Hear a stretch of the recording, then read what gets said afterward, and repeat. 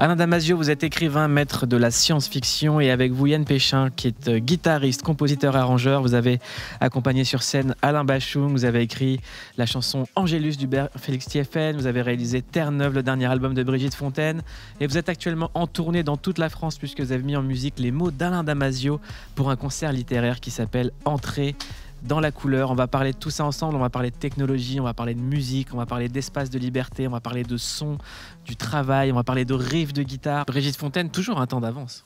Oui. Incroyable. Et c'est pas terminé, même dans ses écrits, dans ses livres, elle se remet toujours en question. Il y a toujours en tout cas, oui, il y a toujours une volonté de se renouveler et de ne pas reproduire des schémas précédents. Comment on travaille avec une artiste comme Brigitte Fontaine, qui est quand même quelqu'un qui travaille, qui était en symbiose avec Areski? Alors on arrive dans cet univers. Alors là, on a travaillé. Là, c'était le premier album où Areski, enfin depuis, il y a eu des albums où Areski n'était pas réalisateur, où c'était Étienne Dao qui réalisait, où il y a eu les Valentins. Là, cet album-là, en fait, on a travaillé d'une façon totalement différente. C'est-à-dire que souvent, elle écrivait les textes de chansons que Areski mettait en musique.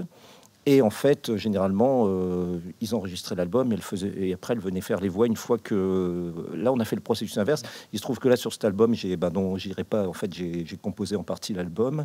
Et au lieu de faire... on a utilisé la méthode inverse, c'est-à-dire qu'on s'est d'abord enregistré juste ma guitare et sa voix en studio, tous les deux, vraiment dans une pièce. Et en fait... quasiment toutes les voix sont les premières prises de l'album et après moi j'ai arrangé l'album tout autour, donc c'était une démarche complètement opposée. Et en fait cet album, sa démarche qu'elle m'avait dit tout de suite, elle m'a dit je veux un album sauvage, pourri, mais produit. Et ben c'est réussi, et c'est produit par vous, Yann Péchin. Alain Damasio, qu'est-ce que ça vous évoque, ces paroles de Brigitte Fontaine qui dit « j'irai pas à l'hôpital, j'irai pas ». Non, mais ce qui est génial, c'est que bon, elle garde cette puissance punk, c'est-à-dire cette capacité à se décaler des normes qui sont celles dans lesquelles on veut nous faire exister aujourd'hui, quoi. Les normes n'ont jamais été aussi puissantes, aussi insidieuses, aussi poisseuses, et c'est toujours important qu'une artiste comme elle nous redonne cette distance, ce décalage, cette force de dire, ben voilà, on est des êtres vivants et on n'a pas à suivre ces choses-là, quoi. Donc ouais, c'est hyper précieux pour moi d'entendre ça. Et puis surtout de l'entendre de quelqu'un qui a 80 ans, quoi. Ça, c'est quand même l'âge où d'habitude tu rentres dans le rang depuis déjà 20 ans et tu es à la retraite et voilà. Et quand tu as ça sur des personnes qui sont âgées, je trouve que ça a beaucoup plus de force et ça touche beaucoup plus. Les gens sont très sensibles. C'est intéressant ce que vous dites, mais moi j'ai l'impression que depuis cette crise sanitaire, que les personnes âgées l'ouvrent en fait, qu'elles se laissent pas faire, qu'elles sont les premières maintenant à en avoir marre. Ouais, elle l'ouvre, mais il y a aussi eu un moment, je trouve, enfin, je sais pas, moi j'ai eu l'impression qu'il y a eu aussi une espèce de cocon qui s'est reformé. La distanciation sociale fait que le lien a été quand même beaucoup coupé pour les personnes âgées. Alors il y en a qui c'était tellement difficile, tellement insupportable, qui effectivement ont réagi. Mais on a plutôt ce sentiment qu'avec le déclin souvent physique que tu as normalement avec l'âge, tu perds cette faculté de révolte, cette faculté de colère. Or, c'est ultra précieux et elle l'a toujours gardé. Voilà, elle le conserve. Elle a quel âge maintenant? Elle a plus de 82 ans. Et c'est... Voilà. Je vous pose la question compliquée. Comment aujourd'hui on peut se sentir quand on a 82 ans dans une société où la publicité et les réseaux sociaux visent les jeunes et où le virus vise les personnes âgées? Waouh, c'est la question Je te laisse répondre de la journée.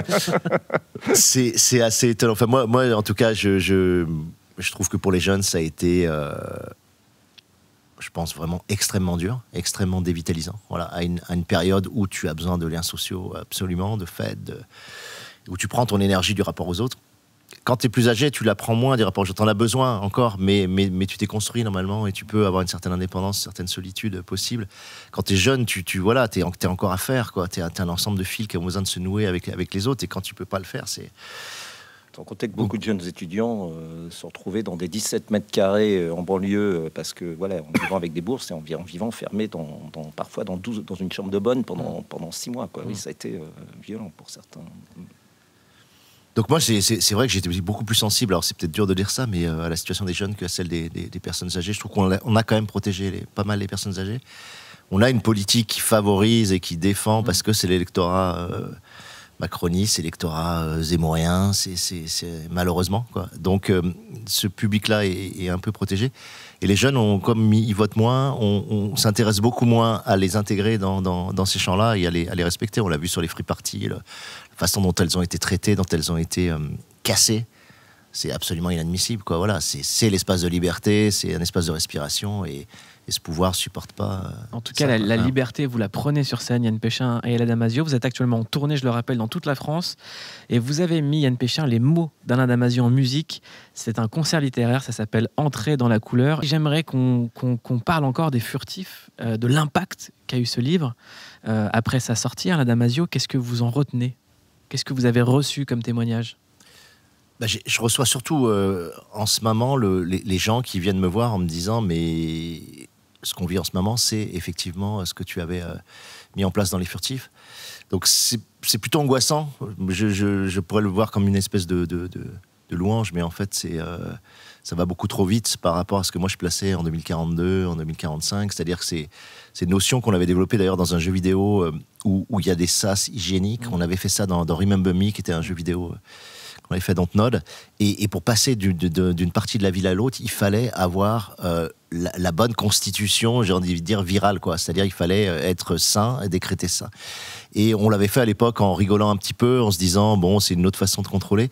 Et c'est exactement ce qui se passe aujourd'hui avec le pass sanitaire. Tu dois prouver ta sanité, sinon tu n'as pas le droit d'entrer. Et c'est voilà, je considère que c'est extrêmement grave. C'est-à-dire que le contrôle devient de plus en plus précis, de plus en plus découpé. Les espaces sont découpés. C'est ce qu'on mettait, moi ce que j'ai mis dans les furtifs, c'est-à-dire qu'on avait le forfait premium, privilège, standard, et vous aviez accès à 50% des rues de la ville, ou 70% vous étiez premium, ou 100% si.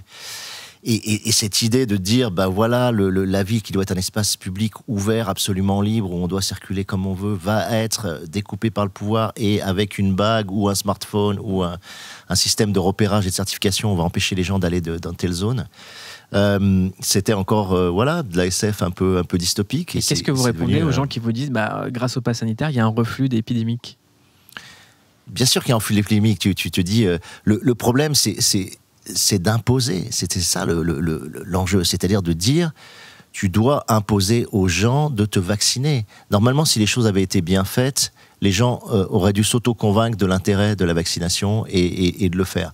C'est-à-dire qu'il aurait dû avoir une espèce de conscience solidaire qui se développe et qui fait que les gens se disent, bon ok, globalement il faut essayer de se vacciner pour que les choses se passent mieux.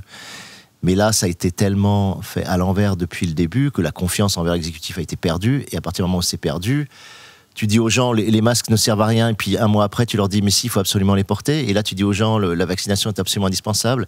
Comment veux-tu qu'ils te croient, même s'ils ont tort, même s'ils sont dans un délire, etc. Ils ont perdu la confiance. La clé, c'est la confiance. Et il faut qu'on ait confiance les uns dans les autres. Quand tu as un pouvoir qui ne donne pas confiance, il ne faut pas t'étonner que les gens refusent le pass sanitaire, même si dans l'absolu, toi, tu penses que c'est effectivement utile pour arriver au bout de l'épidémie. Est-ce que vous, maintenant, vous arrivez à écrire encore des choses si, en vous écoutant, on a l'impression que la science-fiction est dépassée par la réalité? Non, tu peux toujours inventer, ça c'est parce que la science-fiction c'est des décalages aussi de réalité, c'est pas simplement lié à la technologie ou des évolutions sociales. Sur les évolutions sociales, tu peux être assez vite dépassé, mais c'est l'intérêt aussi. Moi, j'aime bien être à la limite, au seuil du présent, quoi. Voilà, les furtifs sont au seuil de ce qui se passe déjà. Les bijoux connectés, la bague que tu vas porter, le piercing qui te servira de micro, les oreillers qui te servira de casque, etc. Tous ces bijoux-là qui arrivent, on est déjà un peu là-dedans. C'est déjà les prototypes qui existent, qui ne sont pas encore généralisés. Et c'est bien d'être à ce seuil-là, puisque tu fais sentir aux gens ce qui arrive et qui peuvent éventuellement essayer de bifurquer ou d'échapper à ça. Ouais. Yann Péchin, à la Damasio, vous avez des enfants? Comment? Vous avez des enfants? Non, je n'ai pas d'enfants. Moi j'ai deux filles 10 et 14. Et je vous pose la question à tous les deux, il n'y a pas besoin d'avoir d'enfants pour avoir un avis sur l'avenir des enfants.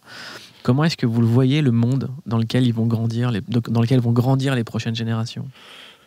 Déjà, moi je n'ai pas d'enfants, mais j'en vois quand même beaucoup. C'est vrai qu'aujourd'hui, il y a une partie, on leur enlève quand même un processus de rêve qui est beaucoup plus... en fait, les enfants deviennent beaucoup plus terre à terre par rapport à leurs rêves. Moi, je vois par exemple, j'avais des rêves d'enfant, c'était de devenir musicien. On pouvait se dire, bon, ça peut marcher, pas marcher, mais cette possibilité-là, enfant, jusqu'à un certain âge, je te disais, je rêve de ça. Et puis on se disait que si jamais ça se faisait ou que ça marchait, ça existait, ça pouvait bien marcher, il se passait des choses.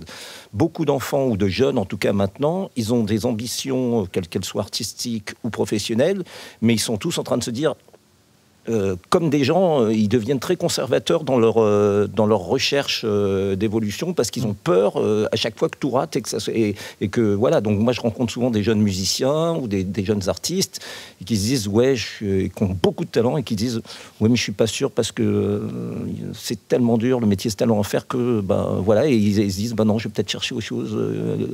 Voilà, on se retrouve avec toute une génération qui cherche une forme de sécurité, mais que vivaient des gens à un certain âge d'une autre époque. Il faudrait remettre l'espoir au centre des aspirations. Voilà, exactement. Moi, pour répondre à la question sur les enfants et sur mes filles notamment, moi, je pense qu'il faut fabriquer une génération de combattants, en fait. C'est comme ça un peu qu'on le voit. On est très militants, ma femme et moi. Et de les aider, de les amener à construire ce que je suis en train de faire, d'ailleurs, dans les Alpes d'Haute-Provence, c'est-à-dire on appelle ça une zone autogouvernée, on appelle ça même une ZEST, une zone d'expérimentation sociale, terrestre et enchantée, on dit, c'est-à-dire qui marie comme ça l'art, la politique, l'écologie. On a récupéré un très grand lieu, comme ça, 50 hectares, et on va bâtir une école des vivants, on est en train de la bâtir. Et pour nourrir justement cette culture du vivant qui a été perdue, on s'est coupé dans la modernité complètement des espèces végétales, animales, des écosystèmes. Et je pense que c'est vraiment l'horizon enviable pour les gamins, c'est de se dire, ok, c'est très beau le techno-cocon, on y est bien, on écoute la musique qu'on veut, on regarde les films qu'on veut, on passe un temps dingue sur YouTube. Et en même temps, ce cocon, il se referme sur vous, il est aussi la moyen dont on vous trace, la moyen dont on vous contrôle, etc. C'est ce que dit le morceau de Pink Floyd, le refrain est incroyable. On n'a pas besoin de votre éducation, on n'a pas besoin de contrôle de nos pensées. De nos pensées, sort control, c'est super intéressant de l'entendre. Et du coup, j'ai l'impression moi je sens ça un peu comme ça, sur cette génération, ceux qui sortent de la ville, je trouve qu'il y a vraiment un écart entre urbain et rural, c'est-à-dire en dehors de la ville, dans toutes les zones rurales en France, il y a énormément de ZAD qui se créent, de ZAG, de communautés, etc., où il se passe des choses assez intéressantes, qui sont assez peu médiatisées parce que les médias sont généralement en ville et couvrent les événements urbains. Et moi, j'ai l'impression que l'urbanité devient vraiment un espace de contrôle extrêmement serré. Moi, je le vois quand je remonte à Paris. Énormément de flics, énormément de caméras, énormément de contrôle. Tu dois mettre le masque, tu dois avoir le pass sanitaire.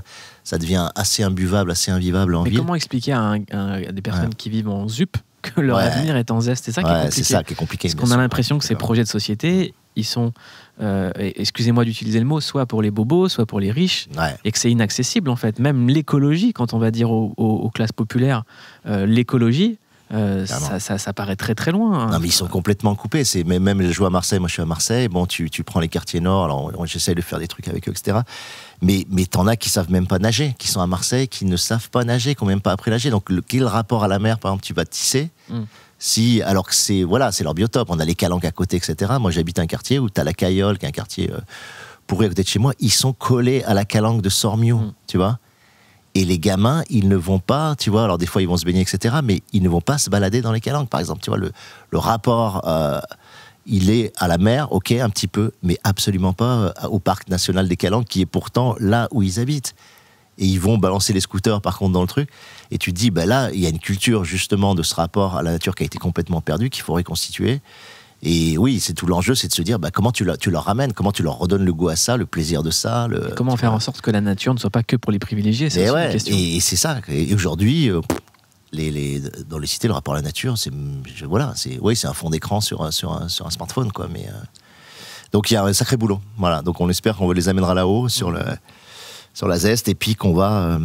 Et c'est pour ça, il ne faut pas l'ouvrir que pour les bobos, sinon ça n'a aucun sens, parce qu'eux, ils ont déjà compris. Voilà, ils ont déjà compris le truc, quoi. Ils en bénéficient déjà, ils ont déjà les maisons de campagne et tout. Ils ont même créé un marché. Aujourd'hui, les grandes entreprises font de l'argent sur ce qu'on appelle le greenwashing. Et puis quand tu vois les magazines de feel good, de bio, tu te rends compte que c'est un créneau, c'est devenu un créneau aussi marketing. Donc tu as raison, le but, ça serait d'amener les jeunes des cités là-bas, et de les faire respirer dans ce cadre-là, et de faire renouer avec la forêt, avec les rivières, On a commencé, les premiers stages, ça a été ça, mais c'était incroyable. Les gens, ils s'éclataient de voir une rivière. Tu te rends compte qu'une rivière, ils n'avaient pas vu ça depuis, je sais pas quoi. Qui aurait pu croire qu'être punk serait aujourd'hui se connecter à la nature et au réel? Qui aurait pu croire ça, Yann Péchin? Ça s'est vu quand même. Les Dead Kennedys, par exemple, dans les années 78-79. Les Beastie Boys aussi avaient un rapport extrême avec la nature. Et avec le bouddhisme. Avec le bouddhisme. Donc, c'est vrai que non, pour Woodstock, moi, ça me semble. Non, mais si on parle des scènes punk, en tout cas, il y avait déjà. Moi, je me rappelle des Dead Kennedys de Jello Biafra qui développaient déjà beaucoup de tests comme ça. Et on avait aussi ça chez, un des Beastie Boys précisément. Qui est décédé d'ailleurs, qui développait ça et qui était bien sûr bouddhiste aussi. Et des Berruriers Noirs avec la Raya. Voilà. L'idée c'était de voyager et d'être un peu ailleurs. À chaque fois, je dis toujours le rap anglo-saxon a beaucoup plus de facilité que nous à rapper parce qu'il possède, et c'est pas du tout à la qualité du flow français ou par rapport au flow américain, etc. C'est qu'il possède des mots radiculaires extrêmement courts qui font 3 ou 4 lettres et qui ont des plosives en finale. C'est-à-dire ça finit, c'est back, stop, hits, etc. C'est-à-dire que tu as toujours une plosive qui vient claquer à la fin et avec la voyelle au milieu. Et c'est ultra facile de rapper parce que c'est des monosyllabes et ça va toujours claquer très, très facilement. Nous, en français, on a souvent des bisyllabes et on a en plus des muets à la fin. Donc, il faut réussir à faire claquer. Et là, donc, j'ai été chercher toutes les plosives que je pouvais dans le vocabulaire français. Et souvent, il y a des mots aussi anglais que je rajoute. Et je les fais claquer en finale. Et là, oui, on prend un rythme qui va être fort. Mais c'est beaucoup plus dur. Il faut le dire. Il faut saluer les rappeurs français pour ça. C'est que, ouais, le défi est plus haut quand tu as une langue qui se prête pas particulièrement à ça. Ouais. Je pense que cette analyse va finir dans le règlement. Un youtubeur qui vous adore, Alain Damasio, et qu'on salue.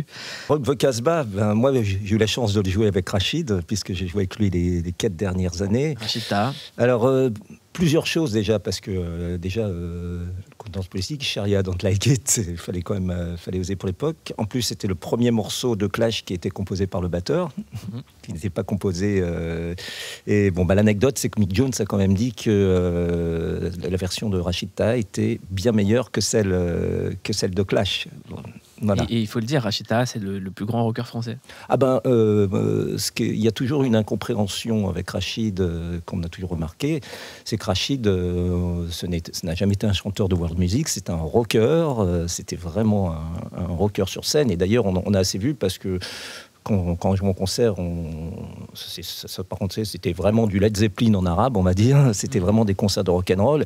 Et du coup, on s'est retrouvé parfois dans des festivals à l'étranger ou au Maghreb, dans des festivals world music. Et au bout de 2 morceaux, les gens ils attendaient Yaraya, mais ils voyaient un groupe de rock sur scène et ils comprenaient pas, quoi. Rachid est toujours un vrai rocker, un performeur, voilà. Et c'est la raison de cette chanson aussi, c'est que justement, il trouvait quelle était la chanson qui pouvait mieux symboliser ses racines avec ce qu'il y avait de plus rock'n'roll. Donc, Rock the Casbah à l'époque, ça semblait vraiment une évidence pour lui. Autre légende avec laquelle vous avez bossé, c'est Alain Bachung, évidemment. Vous avez été son musicien jusqu'à sa mort en 2009. Et vous, Alain Damasio, un de vos albums préférés, Fantaisie militaire, sorti en 1998. Alain Damasio, est-ce que vous pouvez me décrire l'efficacité de l'écriture d'Alain Bachung? J'arrive jamais à percer le mystère de pourquoi les mots sont tellement impactants alors qu'ils sont souvent dans un désordre et qu'on n'arrive jamais à comprendre. Ouais, c'est une écriture qui est très difficile à décomposer. Mais peut-être Yann. Moi, je connaissais. J'en ai beaucoup parlé avec Alain. En fait, déjà avec Jean Fauque, c'était un processus de ping-pong. C'était pas du tout...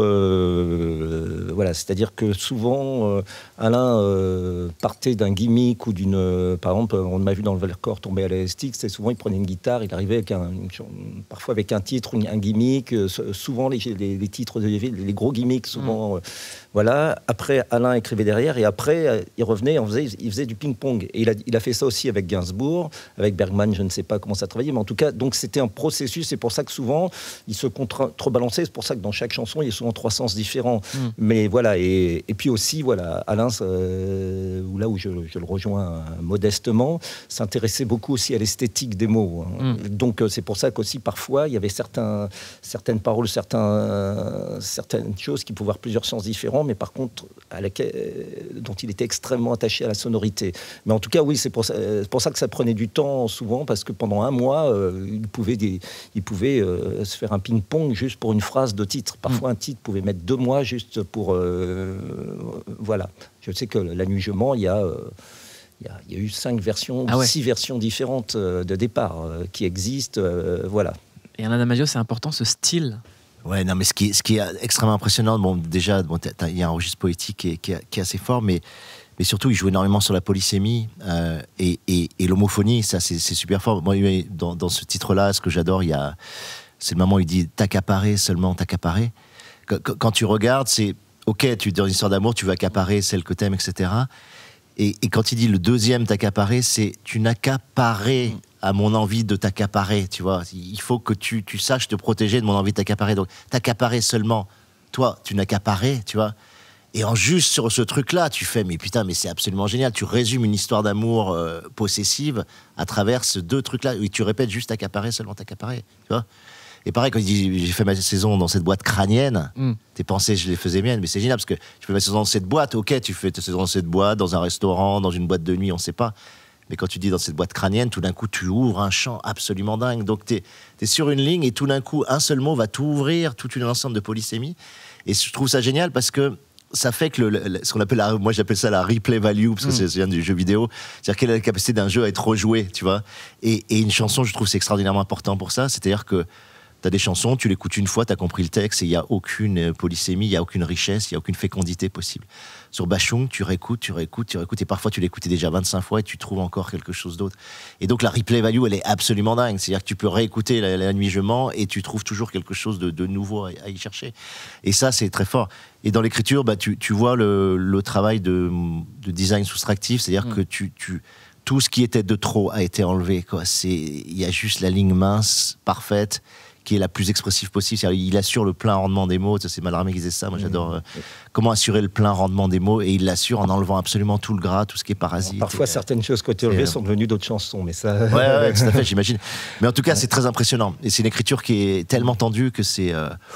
tu fais ouf. Cette émission, c'est une infusion d'influence, de culture, de sensations qui font qu'on est là en train de vous parler au micro d'Europe 1.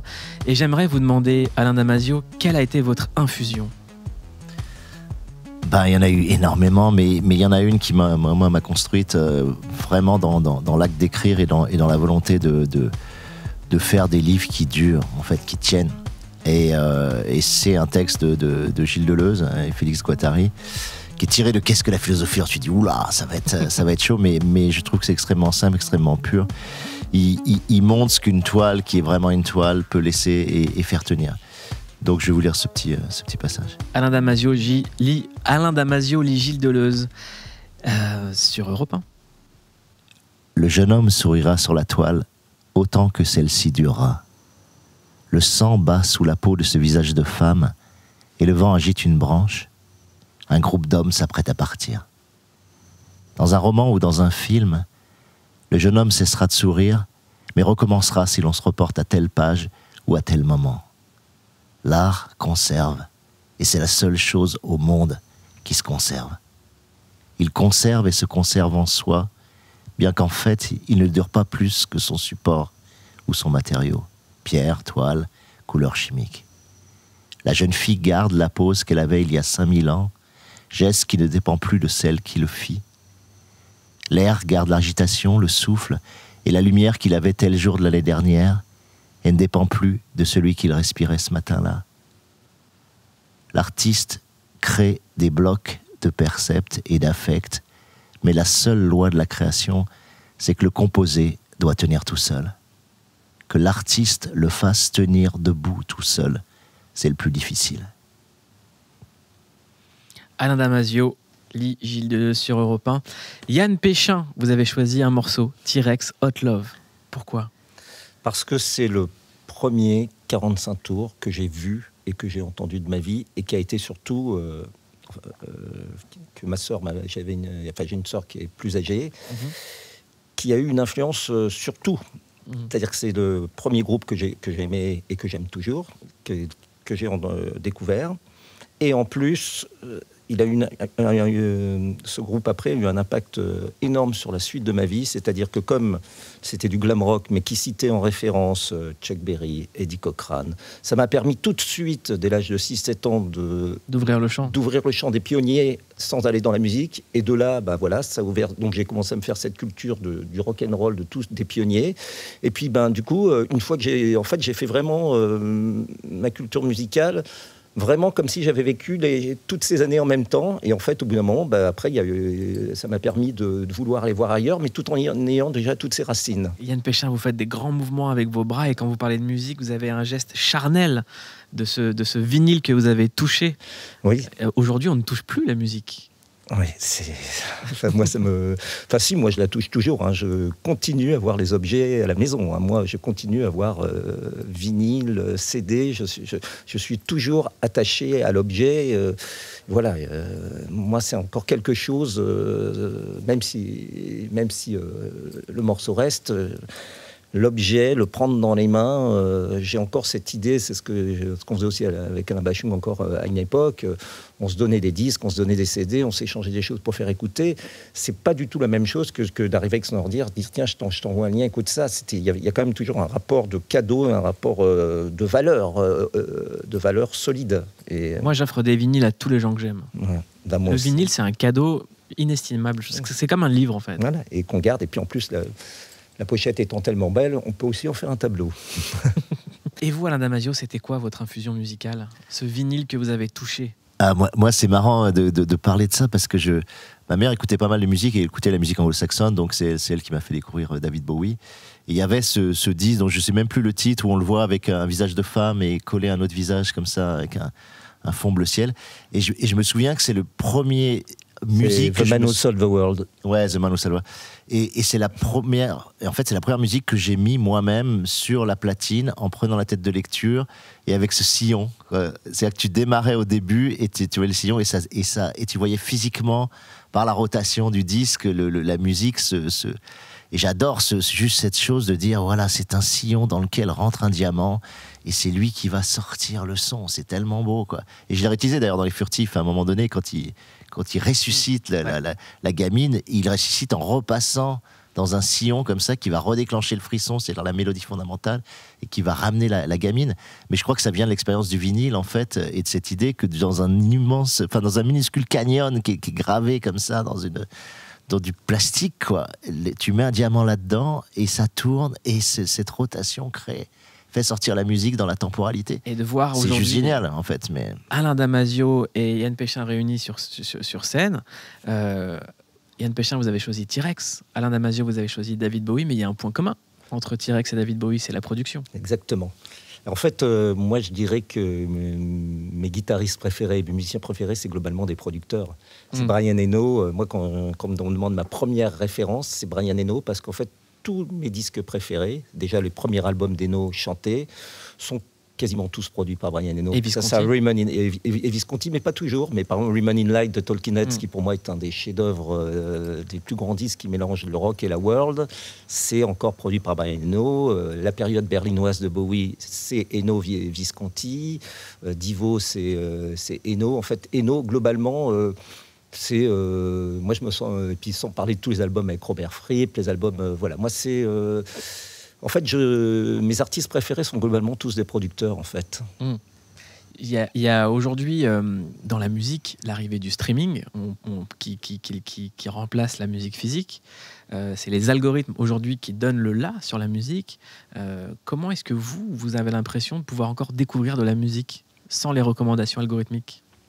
Alors moi, des fois, je me fais torture. Hein. Je zappe, je continue. En fait, je fais des recherches autres, vraiment. Je continue par le bouche à oreille, par la presse, par des choses vraiment underground. Je fais confiance aussi aux accidents, aux rencontres, à beaucoup de choses. Mais disons que quand je vois un algorithme, j'essaye pas... moi, je m'arrête pas aux algorithmes. Hein. Parce que là, sinon, ça devient... disons, je me limite à un ou deux. Mais très vite, j'essaye de bifurquer. De bifurquer, oui. Alain Damasio ? Non, ce qui est bien, moi j'adore, c'est que ce soit sur YouTube ou Deezer, etc., où moi je peux aller, tu pars par exemple sur du rap, d'accord, tu vas faire du rap. Donc ils vont t'envoyer énormément de morceaux de rap dans la continuité. Ils se disent ok, on l'a trouvé. Et puis ensuite tu pars sur du punk. Moi je vais écouter The Distillers par exemple. Et du coup, il part sur des morceaux, tu vois, il va te ramener, je sais pas, du Rage Against the Machine, ou il va aller te chercher. Donc il est un peu perdu. Puis après, mes filles viennent sur le truc et écoutent leur pop, et ça part encore sur d'autres choses. Et finalement, l'algorithme, au bout d'un moment, il est comme fatigué et il t'envoie dans tous les sens. Il a pas de structuration possible. Et c'est comme ça un peu que tu t'en sors. Voilà. Maintenant, moi, je considère que ça permet aussi de découvrir des choses. Voilà. Ça m'arrive de faire des listes, voilà, des playlists qui sont associées à tel ou tel artiste pour voir effectivement ce qui sort. Et tu peux avoir un ou deux titres qui t'amènent sur autre chose. Mais j'essaye, voilà, de mettre des bouts extrêmement épars pour pouvoir avoir quelque chose. C'est ce qu'on essaie de faire dans cette émission. Donc, ça s'appelle Verveine Underground. Et on est là pour fatiguer les algorithmes. Pour nous, la musique, ça vient avec le cœur. Voilà, moi, ce que je veux dire souvent aussi, ce que j'aime bien faire, moi, et ce que j'ai toujours fait, c'est que, voilà, par les algorithmes, en fait, c'est un morceau qui nous amène ailleurs. Alors que souvent, sur le crédit d'une pochette de disque, sur les musiciens qui collaborent, sur la production, ça nous amène aussi sur plein d'autres albums qui ne sont pas dans les algorithmes. Il suffit de voir le producteur d'un album ou de voir un musicien qui a travaillé sur un album qui, lui, a fait d'autres choses. Et souvent, ces gens-là, on ne les trouve pas dans les algorithmes. Donc, je trouve ce que je donnerais conseil aussi à pas mal de gens qui sont dans ce domaine-là, c'est de regarder beaucoup les crédits, parce que les crédits peuvent nous amener parfois sur 10 albums qui ne sont pas dans les algorithmes. Yann Péchin, Alain Damasio, cette énumération industrielle, est-ce que ça vous parle, cette énumération des Non, mais c'est là, voilà, ce que je disais tout à l'heure sur la puissance de la langue anglaise, quoi. C'est-à-dire que, en fait, le hit, il vient frapper à chaque fois, donc il te permet de rythmer et t'es soit sur des monosyllabes, crack it, press it, etc., soit parfois sur des bisyllabes qui te permettent de redonner un tout petit peu de rythme. Mais c'est ultra rythmique, quoi. C'est du binaire ternaire partout. Et ça suffit à créer un rythme. Et c'est que la langue, c'est que le langage qui le crée, quoi. Ensuite, c'est très bien produit, etc. Sachant qu'aussi, leur façon de traiter, de capter la voix et de la traiter comme ils le font, il n'y a qu'eux qui savent le faire à ce niveau-là. Je veux dire, j'ai parlé avec beaucoup de gens qui ont travaillé avec eux, leur manière de placer le micro et de capter, ils peuvent passer je ne sais combien de temps juste pour trouver le bon son et le bon grain d'une syllabe aussi. Hein. C'est vraiment des génies dans ce domaine aussi. Hein. Jacques Dutronc, l'opportuniste, Alain Damasio, si je vous parle de cette campagne présidentielle, est-ce que ces textes vous parlent ? Ouais, elles ont parlé à toutes les campagnes, je pense, carrément. Mais ça reste, j'adore la désinvolture. Il le fait, on sent qu'il y croit, en fait. Tu vois, il y a quelque chose qui moi, m'éclate.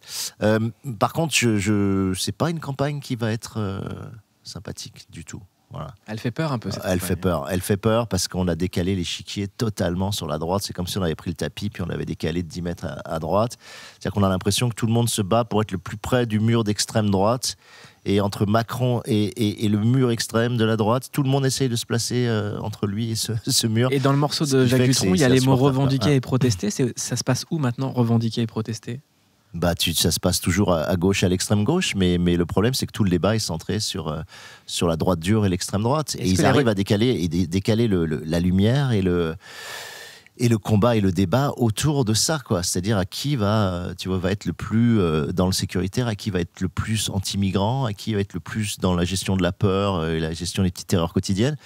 Donc ça fait, moi j'en ai ras le cul vraiment, quoi. C'est-à-dire que j'espère qu'on va réussir à sortir complètement de cette campagne ou à l'éteindre, je sais pas, parce que si c'est là pendant des mois à être face à Zemmour, face à Le Pen, face à Macron, etc., qui défendent en gros quasiment les mêmes idées, ça commence à être sévère quand même. Ouais. Est-ce que la technologie joue un rôle là-dedans aujourd'hui ?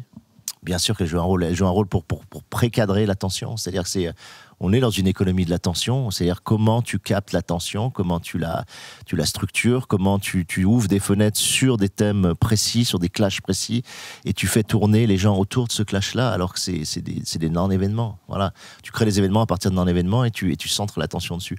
Donc effectivement, la techno a un rôle très important pour structurer ça. Donc c'est ça la difficulté, quoi. C'est comment tu vas décaler le champ d'attention sur des choses qui méritent d'être dites, d'être pensées, d'être discutées, quoi. C'est intéressant ce que vous dites sur l'intention, c'est qu'aujourd'hui on a l'impression que la plupart même des paroles engagées en fait sont décuplées par l'ego des gens qui apportent cette parole, parce que les réseaux sociaux favorisent l'ego. Donc souvent les égos dépassent les idées. Ouais, et puis très rapidement, je pense que si t'as pas une espèce de structure interne assez forte et que ton besoin de reconnaissance est trop puissant, tu te fais embarquer, quoi. Voilà, c'est très difficile de résister à ça. Tu le vois sur les rappeurs qui peuvent faire des premiers albums absolument extraordinaires et qui ensuite vont être bouffés par ce désir, ce besoin, cette envie de reconnaissance. Et quand tu sors pas de ça, tu peux plus faire un travail artistique correct parce que tu te positionnes par rapport à une demande supposée, une attente supposée de ton public, comme si tu avais ton public, comme si tu possédais ton public, si le public était pas libre, tu vois. Et, malheureusement, ça n'arrive pas qu'à Rapper, la malédiction du deuxième album. Oui, c'est sûr. Cette émission, parfois le deuxième est le meilleur aussi. Exactement. Il faut que le premier marche pas trop pour que le deuxième soit bien. Cette émission s'appelle Verven Underground. Underground va prendre tout son sens parce que nous avons une rubrique ici, c'est l'Underground Connection, et on va vous présenter un artiste qu'on aime énormément ici, Underground Connection. Vous écoutez Verven Underground et l'Underground Connection que nous allons présenter à Alain Damasio et Yann Péchin, est DJ et producteur connu dans le monde entier et qui passe son temps à faire le tour du monde. Il s'appelle Clyde P. Bienvenue dans Velvet Underground. Comment ça va ? Ça va très bien, et toi ? Très très bien. Tu vas nous faire un DJ set dans un instant pour nous faire écouter ce que tu fais. Premier contact avec des platines à 13 ans, ouais. À travers le hip-hop. À travers le hip-hop, totalement, 100%. Désormais, on est plutôt dans la techno.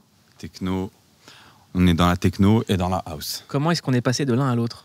En fait, j'ai découvert deux artistes, Amine et Dance, qui mixaient ça très bien.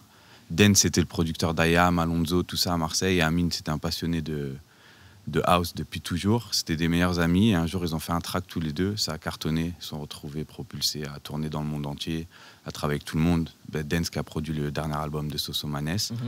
Et j'ai entendu leur son. J'ai dit, ça me parle grave. Et je les ai un peu copiés, mais en copiant... Enfin, je me suis inspiré, on va dire. Et ils étaient en train de monter leur label. Ça a cartonné direct, je leur ai envoyé mes démos, ils les ont signés direct et puis ils m'ont pris en résidence avec eux à Ibiza. Donc propulsé là-dedans, j'ai fait toute la saison et j'ai fait ma culture là-bas, tu vois, en allant à toutes les soirées, découvrant tous les mouvements de house et techno. C'est dingue ce passage de plusieurs DJ venus de la culture hip-hop vers la techno, DJ Snake notamment. Snake aussi, Loco Dice. Ouais. Qu'est-ce qu'il y a de point commun en fait ? Qu'est-ce qu'il y a de commun entre ces cultures ?